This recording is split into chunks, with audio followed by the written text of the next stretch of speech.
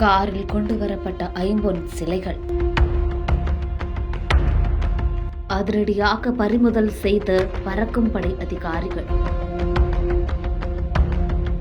மயிலாடுதுறை மாவட்டம் தரங்கம்பாடி தாலுகா சங்கரன்பந்தல் கிராமத்தில் தேர்தல் பறக்கும் படையினர் செம்பனார் கோவில் வட்டார கல்வி அலுவலர் புனிதவதி தலைமைகள் வாகன சோதனையில் ஈடுபட்டிருக்காங்க. அப்போது அவ்வழியாக வந்த கார் ஒன்றை நிறுத்தி சோதனை செய்ததில் 2 ஐம்பொன் சிலைகள் இருந்தது கண்டறியப்பட்டிருக்கு.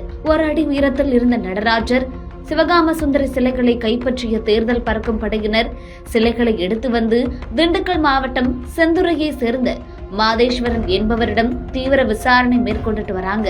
இந்த சிலைகளை எப்பொழுதுமே கையிலேயே எடுத்து சென்று வழிபட்டு வருவதாகவும் மாதேஸ்வரன் தெரிவித்த நிலையில தரங்கம்பாடி வட்டாட்சியர் அலுவலகத்துல சிலைகளை தேர்தல் பறக்கும் படையினர் ஒப்படைத்ததை தொடர்ந்து விசாரணையும் நடைபெற்றுட்டு வருது.